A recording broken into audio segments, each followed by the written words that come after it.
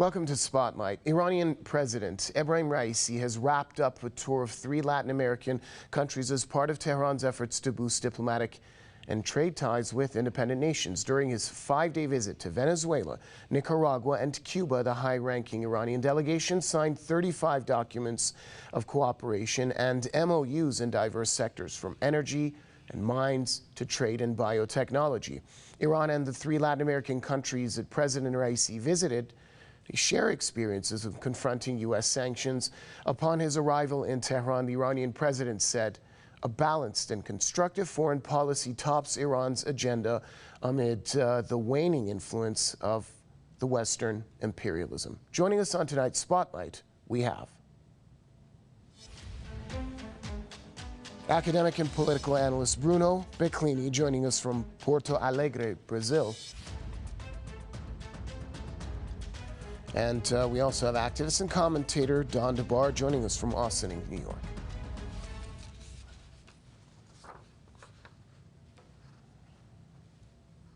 Well, gentlemen, I'd like to welcome you both to the program. Let's start off with Mr. Bruno Beclini in Porto Alegre. Sir, welcome to the program. Let's start off with your views on the significance of this trip by President Raisi to Latin America. Well, we must understand that sometimes links Cuba, Venezuela, and Nicaragua to Iran. And I must assure for you that I'm not concerned about internal or domestic policies or politics inside those 3 countries. But they suffer sanctions and blockades from U.S. and Venezuela and Cuba. Cuba is out of SWIFT system and out of every kind of international trade done by the Western powers since 1962. So there's a lot of experience to resist against the United States between those 3 countries and Iran. Differently from what the Western media uses to say, the biggest goal to Mr. Raisi in Latin America is to trade economical ties and to share experience and to trade between, for example, sugar and agriculture from Nicaragua with high technological products from Iran. With Cuba, Cuba do have an enormous pharmaceutical and hospital industry. And of course, with Venezuela, to make a political stance about oil products, oil prices, and to share oil in technology between those 2 countries. It's very important to have Mr. Raisi in Latin America, and I'm so sorry to not having him in Brazil, for example, or even in more urgent countries like Argentina, which do have regional elections this year, and the links between Argentina and Iran is very tense, I would say so. Don DeBar, what are the implications for Iran across the board, economically, diplomatically, by increasing its ties with countries in Latin America and vice versa? Well, since the revolution in 1979, both in Iran and in Nicaragua, as a matter of fact, the United States has attempted to isolate each of those 2. The United States has attempted to isolate Venezuela. The United States attempted to isolate the Soviet Union from the Russian Revolution in 1917 until Franklin Roosevelt finally recognized the Soviet Union in 1933. The same with China, the revolution in 1949. The government that held like a little island off the coast of China was considered by the U.S. to be the Chinese government up until 1970 or 71, whatever it was. What happened here is kind of what happens in high school when the clique of the cool kids starts out as a group of 10, and they start to banish each one of them, to isolate them, and suddenly the ringleader finds that, in fact, there's now a clique of 9, and this ringleader is the ringleader of a clique of 1. The U.S. has essentially put it on the agenda of the nation states that represent the majority of the world to organize their own political economy, their own global network of nations, because they were all outcast, and now the outcasts outnumber the cool kids back in high school. Back to Mr. Beclini.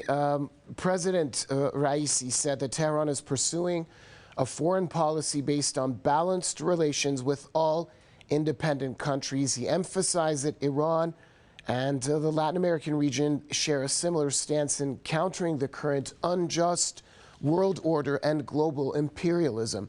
Now, unpack those comments for us about independent countries, about being a bastion against global imperialism. Why has basically Latin America been a stronghold against global imperialism for so long? First, and sadly, our curse is to having as our biggest neighbor, United States. The biggest curse goes to Mexico and to Haiti. Haiti received a naval siege from U.S. in 1800, January 1800. So we are very used to look at them and to feel what they're doing and to smell their coup d'etats and their movements inside our societies. But talking to the big leagues, for example, the oil tankers from Iran and Venezuela, they must have a safety regard. They must have to be escorted. They must have to be, they need a security agreement to trade and to go through the Atlantic and to go to the Indian Ocean, because sometimes they attack our tankers. Sometimes the U.S. they pursue something that I don't know what which authority they think they do have to attack our tankers in Latin America. This is an example. Another example is to spread out some high-level Iranian technology into Cuba to prevent espionage from the U.S. This would be a goal for Latin America. We are very used to fight against them, but we are very weak if we go separated, and much more strong if we go together. And I would say in another commentary, another part of the show, the importance to get rid out of the dollar as the U.S. international currency. The U.S. currency must not be anymore the international currency. This is the biggest goal for this decade and the next one. Sure, Dedollarization. What these countries surely have in common, as mentioned by President Raisi, is opposition to unilateralism. Are the U.S. sanctions and Washington's enmity actually binding more countries together? Yeah, of course. I mean, these are almost shotgun marriages, designed in Langley. Only that they're not intended to be. The people who fall into disfavor with whoever makes policy in Washington. I mean, obviously, the dementia patient in chief in Washington, in the White House, is not making policy. He makes breakfast, maybe. Someone programs his teleprompter, and someone produces the documents that they pull his hand across to sign, and they're making policy. And we don't know who they are, really. I mean, it could be CIA, and maybe CIA is an agent for someone. Bobby Kennedy says that the CIA is actually an agent for arms manufacturers, and its job is to produce wars so they make money. Whoever it is, the policy that they're making has alienated, again, the nation states that contain more than half of humanity. Now, when you look at the international stage and you're considering international relations, the official actions that are taken by the governments of each of the states. But each of those governments has a relationship with the population that ultimately they have to accommodate the people in their country, whether they have an authoritarian relationship or a very democratic relationship. Public opinion and public sentiment and public perception matters. And most of the people of the world have seen how the United States operates across the global stage because in a lot of ways they've experienced it in Japan, Korea, Africa, Latin America, all the places now, and most recently South Africa. Okay, you send a peace delegation to negotiate a peace deal in Ukraine, and your peace delegation gets interdicted, strip searched, left on the tarmac. This is the kind of diplomacy the United States is conducting right now in the aftermath of Lavrov and the Chinese delegation going across Africa, signing agreements, making friends, and turning the relationship between Africa and the United States on its head. The U.S. doubles down on the same thing. they are painting themselves into a corner. I don't know what the intent is, but it is certainly not going to turn out well for us in the United States. Bruno Bicklini, is the U.S.'s influence waning in the global arena and with its allies? If so, why? Well, they do have a lot of power too, and they pretend to organize the civil society all around the world. And by the way, people are not stupid. They know that, for example, Barack Hussein Obama bombed more than 70,000 times. Bush Jr., the same thing. The casino manager, Donald Trump, the same thing. People are not stupid. And we see U.S. acting as a bully, and acting as a bully, provoking China, for example, provoking Iran, provoking Russia. For example, to have a NATO base inside Ukraine is the same thing to have back the USSR nuclear missiles inside Cuba, exactly the same thing. So U.S. is behaving like a worldwide bully, and people are fed out of this. We are fed up. We can't stand this anymore. And unhappily, the cultural industry is much more connected and have more penetration in our societies in Latin America than others. So would be an effort from Iran, for example, to have an effort to do public relations and to have soft power all around our countries, and getting together and linking to the more than 16 million Arab descendants in Brazil, for example, and even more in Chile, Palestinian descendants in Chile, in Peru, and Argentina, Syrian descendants. So Iran now, as the axis of resistance leader, must be more present in the civil societies of Latin America, because in economic trade, they are doing very well. But we must go forward. For example, to finish this, having a consortium between PDVSA and Iranian National Oil Company or Iranian National Gas Company, and linking together Petrobras, YPF, and Pemex from Mexico. This would be a worldwide goal. It's something to be done in a few years more. Don DeBar, the issue of de-dollarization it's a concept and a notion that's gaining a lot of steam recently. More countries are trying to shift bilateral trade to local currencies.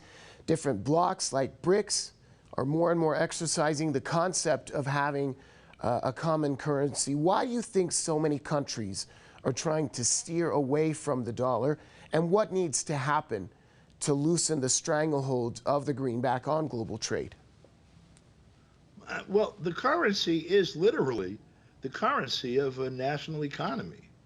And if the currency, the production of the currency, the quantity of it, okay, let's say you have $100 and you have all of the goods and services in a particular country, okay, $100, everything.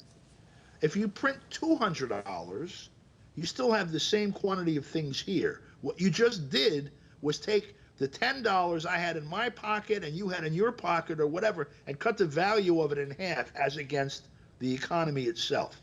That power rests really largely with whoever makes decisions about printing money in the United States.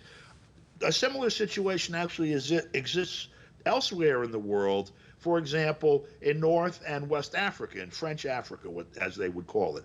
Because even after France stopped using the French franc and started using the euro, they were still printing francs for places like Cote d'Ivoire. And when France conquered Cote d'Ivoire and took President Gbagbo at gunpoint at the end of 2010, it was because Gbagbo had said they were going to start printing their own francs. This is, and the reason that they took Gaddafi out in large part was because he was going to use the massive gold reserves of Libya to bankroll an African currency for the entire continent, so that Africa had control over this particular lever of power.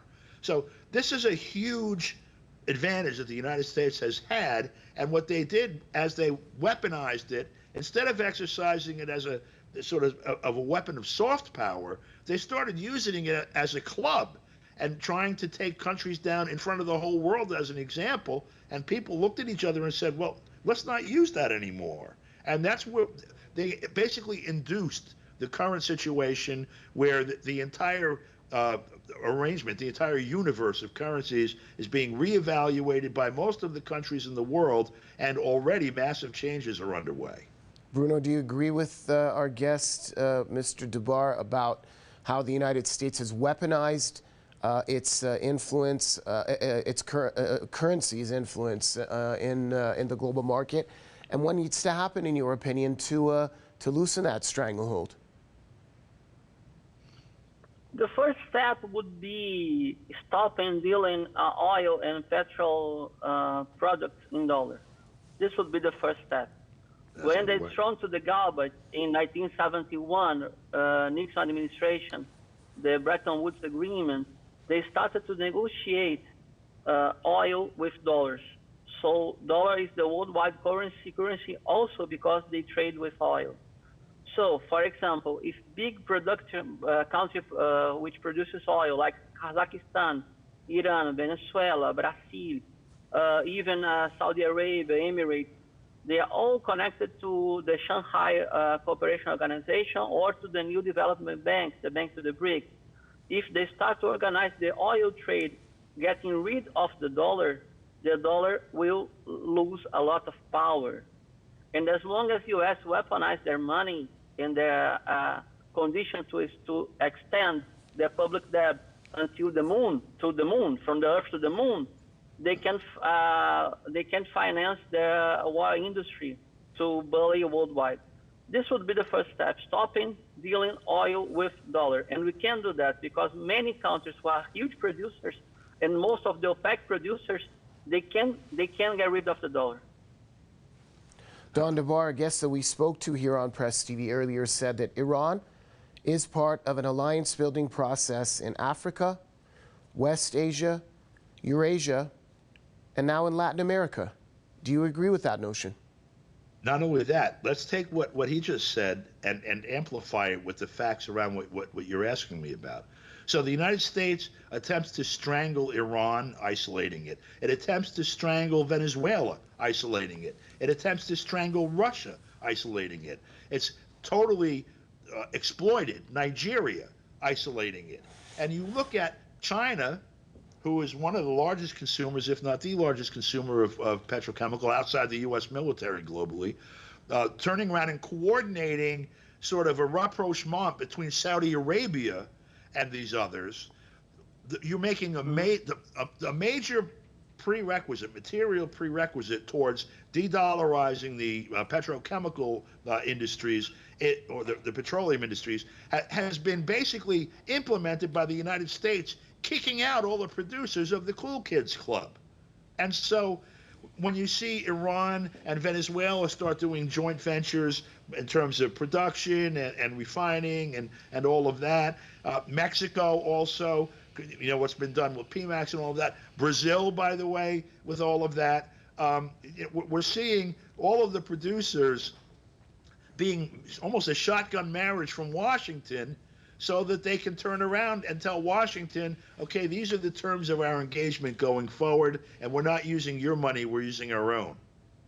And Bruno Biclini, we can get your final thoughts here on the issue as we wrap up the program. The time is to getting rid of the dollar. As Lord Keynes said in 1940s, we must have a kind of bancor connection with some currencies with secure commodities to get a solid base for them, and getting rid of the dollar and de-weaponizing the fact that they finance, U.S. finance their military industry with the dollar. This is the first step, and getting rid of the dollar is getting rid of the dollar to deal with oil. This is the phase one, and I have a lot of faith on it. All right, thanks a lot, gentlemen. Bruno Biclini, academic and political analyst, joining us from Porto Alegre, Brazil, and activist and commentator Don Debar joining us from Austin, New York. And a special thanks to your viewers for staying with us on tonight's Spotlight. It's good night for now, and see you next time.